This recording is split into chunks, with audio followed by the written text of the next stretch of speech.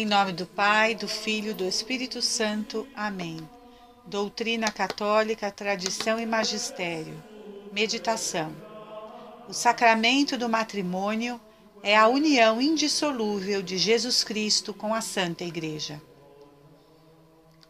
Para provar a divina instituição do matrimônio, a sua dignidade de sacramento e a sua inquebrantável perpetuidade, lembremos em primeiro lugar o fundamento que permanece intacto e inviolável. O matrimônio não foi instituído nem restaurado pelos homens, mas por Deus. Não foi pelos homens, mas pelo restaurador da própria natureza, Cristo nosso Senhor, que o matrimônio foi resguardado por lei, confirmado e elevado.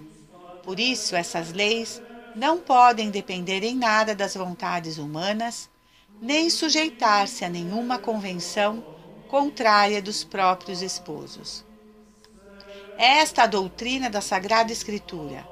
Gênesis 1, 27 e 28, 2, 22 e 23, Mateus 19, 3 e sequência, Efésios 5, 23 e seguintes.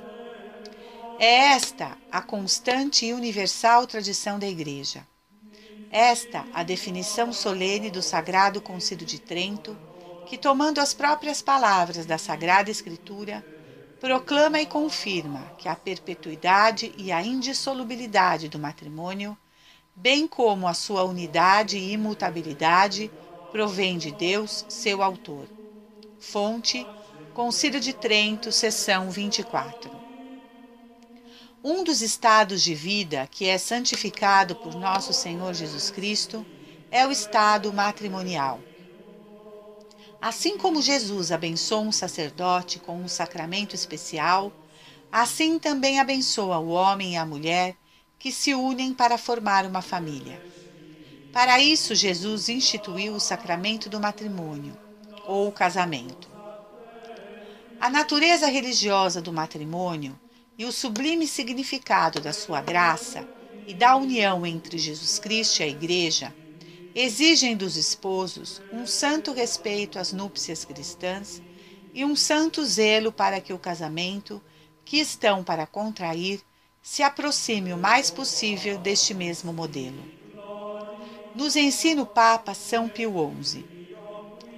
Mas, embora o matrimônio, por sua própria natureza, seja de instituição divina, também a vontade humana tem nele a sua parte, e parte notabilíssima, pois que, enquanto é a união conjugal de determinado homem e de determinada mulher, não nasce senão do livre consentimento de cada um dos esposos este ato livre da vontade, porque cada uma das partes entrega e recebe o direito próprio do matrimônio, é tão necessário para constituir um verdadeiro matrimônio que nenhum poder humano o pode suprir. Esta liberdade, todavia, diz respeito a um ponto somente, que é o de saber se os contraentes efetivamente querem ou não contrair matrimônio e se o querem com tal pessoa. Mas a natureza do matrimônio está absolutamente subtraída à liberdade do homem, de modo que, desde que alguém o tenha contraído, se encontra sujeito às suas leis divinas e às suas propriedades essenciais.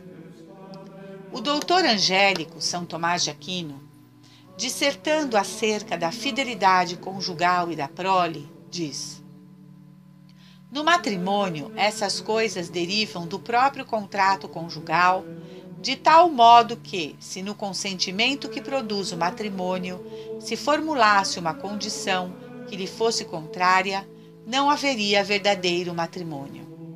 Fonte Suma Teológica, parte 3, Suplementos, artigo 3º. A união conjugal é, pois, acima de tudo, um acordo mais estreito que o dos corpos. Não é um atrativo sensível nem uma inclinação dos corações o que a determina, mas uma decisão deliberada e firme das vontades e desta conjunção dos espíritos, por determinação de Deus, nasce um vínculo sagrado e inviolável.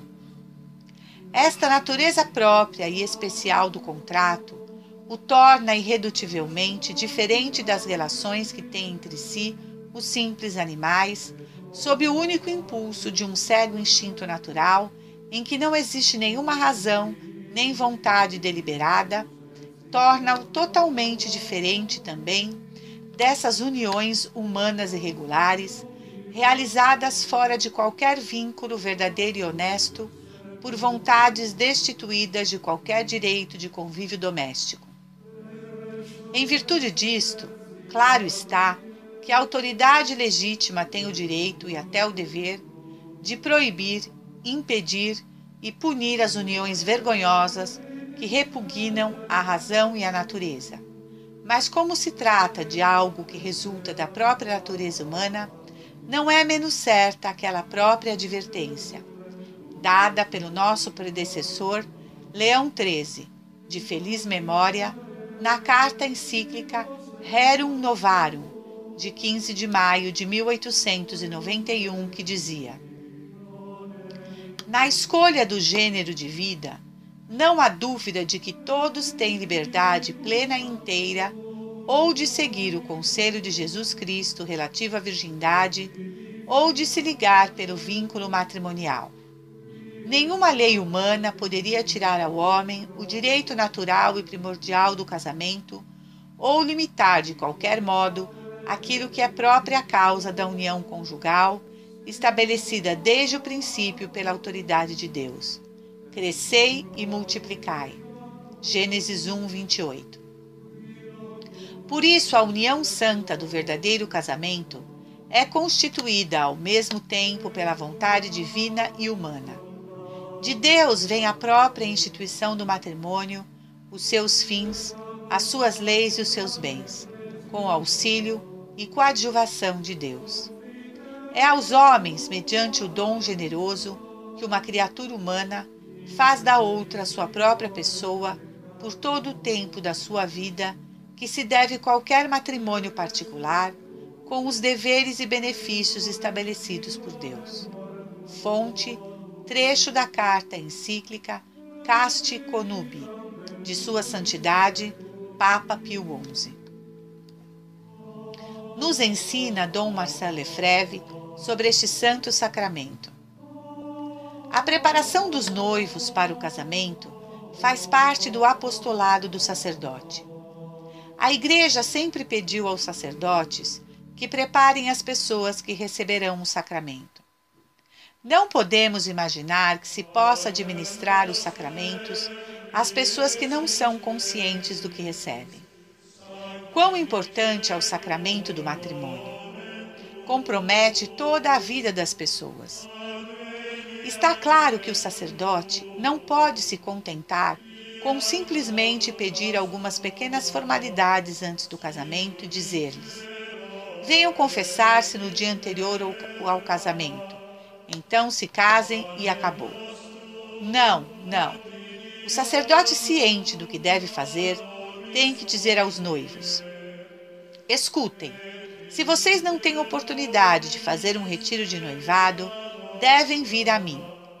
Vou lhes repassar algumas palestras sobre a natureza do sacramento do matrimônio, sobre os ministros deste sacramento, sobre o objeto do contrato, sobre questões morais relacionadas ao casamento e etc.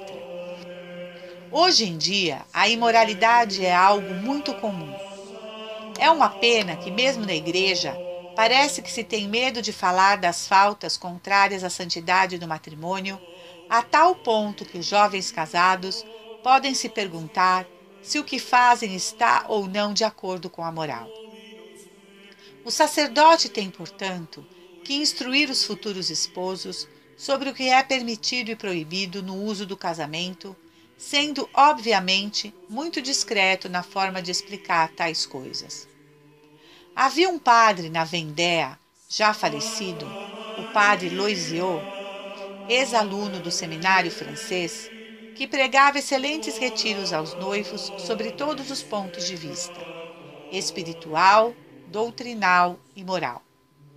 Falava da importância do sacramento do matrimônio e do papel dos pais na educação dos seus filhos. dava todo um conjunto de instruções excepcionais. Assim, a preparação para o matrimônio forma parte do apostolado do sacerdote. Deve-se saber que o matrimônio é um sacramento. Não é coisa pequena, pois é a base da sociedade. A preparação dos noivos para o matrimônio é, portanto, uma das importantes funções do sacerdote, finaliza Dom Lefebvre.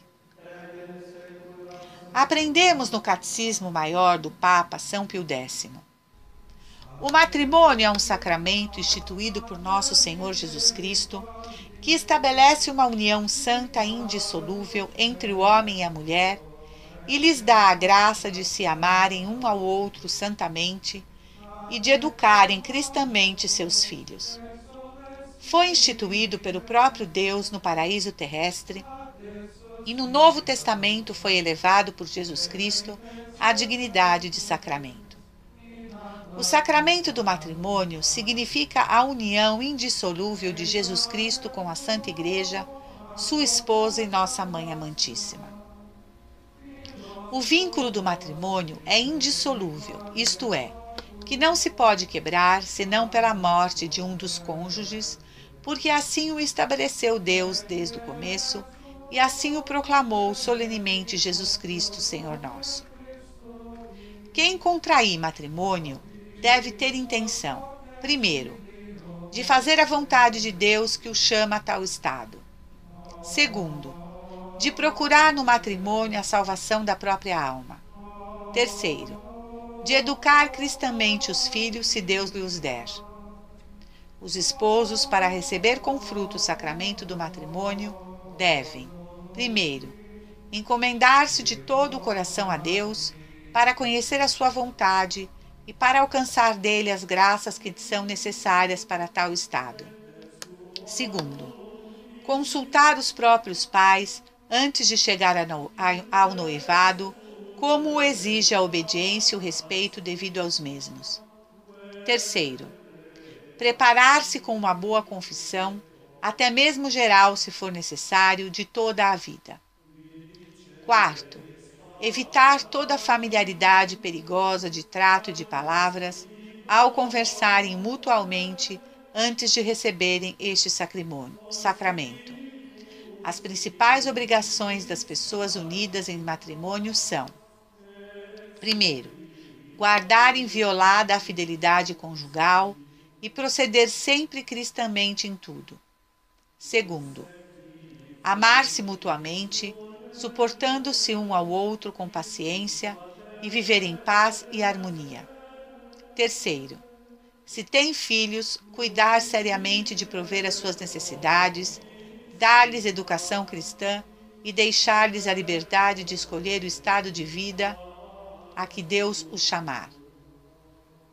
Para contrair validamente o matrimônio cristão, é necessário estar livre de qualquer impedimento matrimonial, dirimente, e dar livremente o próprio consentimento ao contrato do matrimônio, na presença do próprio pároco ou de um sacerdote devidamente autorizado e de duas testemunhas. Para contrair licitamente o matrimônio cristão, é necessário estar livre dos impedimentos matrimoniais impedientes, estar instruído nas verdades principais da religião e estar em estado de graça. Não estando em estado de graça, cometer-se-á um sacrilégio. Um cristão não pode celebrar somente o contrato civil, porque este não é sacramento e, portanto, não é um verdadeiro matrimônio. Deve fazer-se também o contrato civil, porque, embora não seja ele sacramento, serve, no entanto, para garantir aos casados e a seus filhos os efeitos civis da sociedade conjugal. Eis porque, como regra geral, a autoridade eclesiástica não permite o casamento religioso quando não se cumprem as formalidades prescritas pela autoridade civil. Os esposos que convivessem juntos, unidos somente pelo casamento civil, estariam em estado habitual de pecado mortal e a sua união seria sempre ilegítima diante de Deus e da Igreja. Finaliza assim São Pio X em seu Catecismo Maior. O primeiro e o mais profundo golpe no matrimônio nos tempos modernos foi feito pelo protestantismo. Os reformadores, entre aspas, do século XVI, negaram-lhe qualquer caráter religioso e sacramental. Lutero renovou os erros dos gnósticos e albigenses, ensinando que o matrimônio é tão imoral como o adultério e a fornicação. Afirma o herege que Deus não impunha aos homens as desordens do matrimônio. As teorias da necessidade fisiológica, da nocividade da continência e etc., hoje tão correntes e perniciosas, estão em Lutero. O matrimônio não é religioso, mas profano. A equiparação da vida conjugal com as desordens extraconjugais ensinadas por ele levaria os costumes às facilidades atuais. O resto é consequência. Puseram o sacramento do matrimônio nas mãos dos homens, à sua mercê, como obra deles, por eles criada e afeiçoada, por eles também de certo desmontável e reformável. Nos dias de hoje, a dignidade do matrimônio, seus fins, seu caráter religioso, seu vínculo indissolúvel, sua própria necessidade, estão padecendo uma guerra total. Está sendo dilacerado e destruído esse sacramento tão amado e querido por nosso Senhor.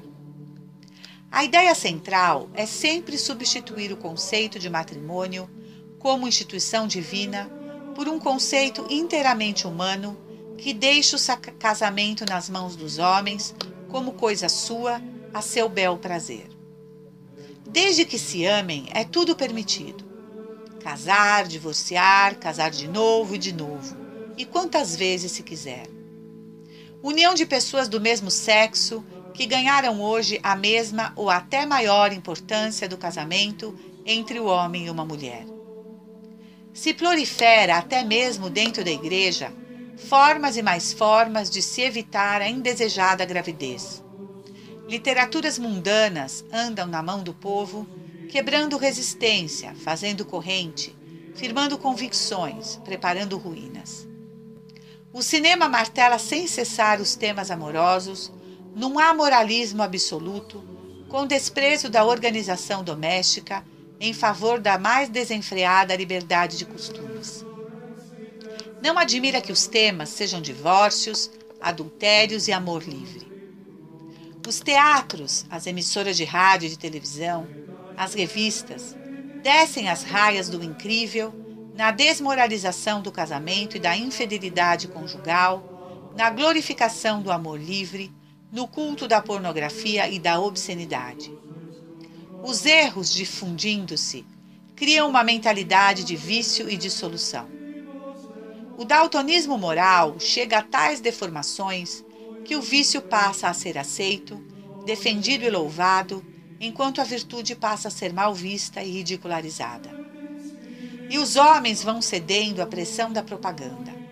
Relaxa-se a resistência moral, condescendem os tribunais, modelam-se novas leis à feição das capitulações, a sociedade inteira se acomoda e o matrimônio católico, santo e indissolúvel, até que a morte o separe, vai simplesmente desaparecendo, sendo completamente menosprezado.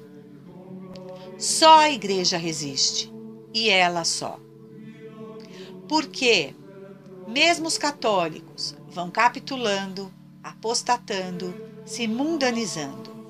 Sem formação, sem doutrina, sem resistências morais, sem prática e sem sacramentos, e sem nenhum interesse na busca e vivência da verdade, pois já não temem mais a Deus Todo-Poderoso. Temem apenas não poder fazer o que se quer, perder a liberdade para pecar e se afundar cada vez mais na lama do pecado, satisfazendo os desejos da carne.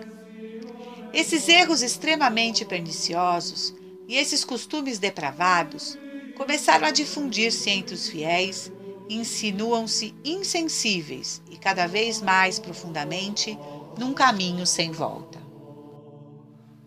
Diz a Sagrada Escritura: Bendito seja o Senhor, minha rocha, que adestra as minhas mãos para a guerra e os meus dedos para a batalha. Salmo 144, 1. O matrimônio católico está sob ataque de Satanás. Esta batalha está ocorrendo fora e dentro da própria igreja e a devastação é muito evidente. Homens católicos, não hesitem em entrar na batalha que se trava em torno de nós. A batalha que está ferindo e destruindo nossas famílias. A batalha que está distorcendo a dignidade de homens e mulheres. Esta batalha é principalmente espiritual, mas está matando o que resta do caráter cristão de nossa sociedade e até mesmo em nossos próprios lares. É hora de os pais retomarem a masculinidade honrosa e reconsiderarem suas prioridades e realinhá-las com os mandamentos, decretos e leis de Deus, ensinando essas coisas a seus filhos. Tu as inculcarás a teus filhos, e delas falarás, seja sentado em tua casa, seja andando pelo caminho, ao te deitares e ao te levantares. Deuteronômio 6, 7. Numa época cheia de confusão, necessitamos do ensino da Igreja sobre o matrimônio. Porém, somos ao contrário, levados numa direção que visa admitir pessoas divorciadas e recasadas à comunhão. Sem contar essa obsessão em reduzir os processos de anulação do laço do matrimônio. Tudo isso vai conduzir, de fato, a um tipo de divórcio católico e da destruição da indissolubilidade do matrimônio. Contudo, a Igreja deve defender o matrimônio, não enfraquecê-lo. A indissolubilidade do matrimônio não é uma penitência nem um sofrimento.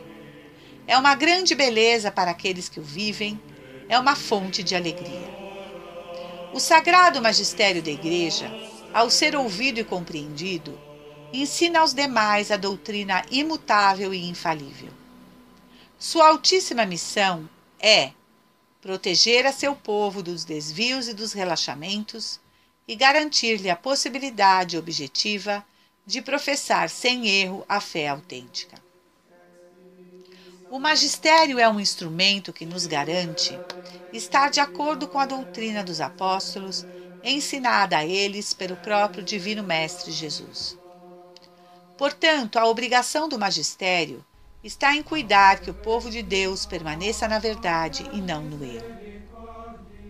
Sem o magistério, o grande e belo edifício da doutrina verdadeira estaria sujeito à infiltração da heterodoxia, aquilo que não está de acordo com a doutrina, e assim poderia mesclar-se com o erro, um antro de confusão, caos e horror. Hoje é considerado uma família, um casal divorciado casado. Hoje é família, relacionamento homoafetivo com filhos adotivos. Hoje é família, a bigamia. Hoje é família apoiar a filha ao aborto. Hoje é família os pais terem de ceder suas camas para os filhos dormirem com seus namorados. E se você não está neste conceito de família, cuidado, você é um retrógrado, um ultrapassado e fanático religioso e um moralista de mão cheia. Casamento não é para satisfazer ninguém. No entanto, a sociedade pagã na qual nós vivemos parece ter como um dogma que a satisfação conjugal é o valor máximo a ser buscado dentro do casamento, o que justificaria tudo, da contracepção ao divórcio, do aborto à amásia. Claro, afinal, se eu não estiver satisfeito, por qual motivo eu deveria ter filhos? Por qual motivo eu deveria ficar junto de uma pessoa que não me satisfaz? Por que motivo eu não poderia ficar com alguém que me dá muito mais satisfação? Casamento é calvário, é cruz. O felizes para sempre é uma enorme deturpação da realidade. Não que casamento seja infelicidade. Não é isso o que digo. No casamento, por amor, cedemos. Há momentos em que o cônjuge está completamente perdido, trazendo infelicidades, desrespeitos, dor. E temos que suportar em nome do amor, dos votos feitos, da promessa feita a Deus diante das testemunhas. em nome do amor que temos pelo outro. E muito mais que isso, pelo amor que temos por Deus. Como então achar que o matrimônio pode ser comparado a um conto de fadas? Hoje é especialmente importante que as boas famílias católicas, que vivem a beleza do sacramento do matrimônio, se consagrem de novo a uma sólida vida matrimonial e também que elas utilizem todas as oportunidades para testemunhar a beleza da verdade sobre o matrimônio que elas experimentam todos os dias em sua vida de esposos. A Igreja depende de uma sólida vida familiar católica e isso depende de sólidas famílias católicas. Por fim, o modelo de casal a um cristão católico é a Santíssima Virgem e São José, seu castíssimo esposo. Eles é que são o espelho de um casal católico. O resto é fantasia. A fantasia não representa a responsabilidade que o matrimônio exige. Pelo menos não foi isso que Cristo nos deixou. Que a Virgem Santíssima, Regina Familiae, rogue por nós. Louvado seja nosso Senhor Jesus Cristo. Salve Maria, viva Cristo Rei. Senhor, dai-nos a fortaleza dos mártires. Em nome do Pai, do Filho e do Espírito Santo. Amém.